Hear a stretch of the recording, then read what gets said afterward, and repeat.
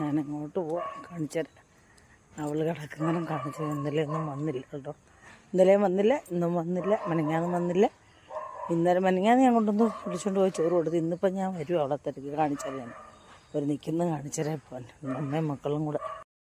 അവൾ പ്രസവിച്ച് കിടക്കുന്ന വീട് വാടകക്കാര്. അവർ പാവങ്ങളാന്ന് തോന്നുന്നു. അവരൊന്നും ഉപദ്രവിക്കുന്നില്ല. കണ്ടില്ലേ, മക്കളും അമ്മയും കൂടെ കിടക്കുന്ന. എന്നെ കണ്ടോണ്ട് ഓടി വരുന്ന കണ്ടോ തള്ള. ഞാൻ യാദൃച്ഛികമായിട്ട് ഇങ്ങനെ വന്നപ്പോഴാണ് ഇങ്ങനൊരു സംഭവം കണ്ടത്. ഇവിടെ ആന്നുള്ളത്. വാടി വാ വാ വാ, ചോറ് തരാം. വാ ഇത് പെണ്ണേ, വാ വാ. ഈ പട്ടിണി ഇരുന്നാലും നീ വരരുത് കേട്ടോ. വാ. കണ്ടില്ലേ അവശത. ആരോ ഇവിടെ ഓടിക്കുന്നുണ്ട്. നമ്മുടെ വാതൊക്കെ വരുമ്പോഴേ ഇവൾക്ക് എന്തോ ചെയ്യാൻ ഇവിടെ കൊണ്ടുവന്ന് കൊടുക്കണമെന്നുണ്ട്. പക്ഷേങ്കിൽ ആൾക്കാർ സമ്മതിക്കത്തില്ല. പിന്നെ ഇവളിവിടെ ഉണ്ടെന്ന് ഞാൻ അറിഞ്ഞുകൊണ്ടാണ് ഇവളെ ഇങ്ങനെ ഇവിടെ വന്നതേ. കഷ്ടം പാവങ്ങളാ കുഞ്ഞുങ്ങൾക്കും കൊടുക്കണമെന്നുണ്ട്. എന്ത് ചെയ്യാനാണ്, നമ്മൾ വിളിച്ചുകൊണ്ട് പോയാൽ പിന്നെ ആൾക്കാർ പ്രശ്നമുണ്ടാകും. എന്തായാലും അവൾ എൻ്റെ പുറകെ വരാനായിട്ട് ശ്രമിക്കുക. കണ്ടില്ലേ, ഇങ്ങോട്ട് വാ വാ, ചോറ് തരാം. ഓടി വാ, ഓടി ഓടി വാ. കണ്ടില്ലേ, നമ്മുടെ വീടിൻ്റെ അപ്പുറത്ത് 2-3 വീടിൻ്റെ അപ്പുറത്താണ് അവർ കിടക്കുന്നത്.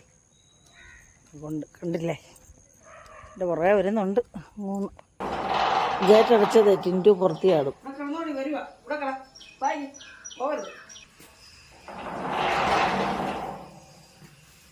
ചിൻറ്റു അകത്ത് കയറ്, അകത്ത് കയറും മോനെ. അകത്ത് കയറാം. ഇറങ്ങുവാന്ന് ഇങ്ങനെ ശരിയാക്കാം ഞാൻ.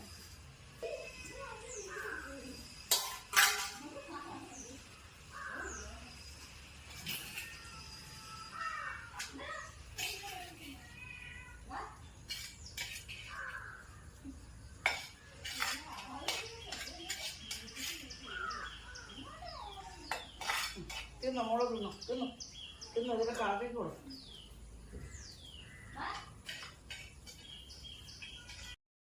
കണ്ടില്ലേ, അതിൻ്റെ പഴുതി. കഷ്ടം വരത്തില്ല. 2 ദിവസം 3 ദിവസം ആയപ്പം വന്നിട്ട്.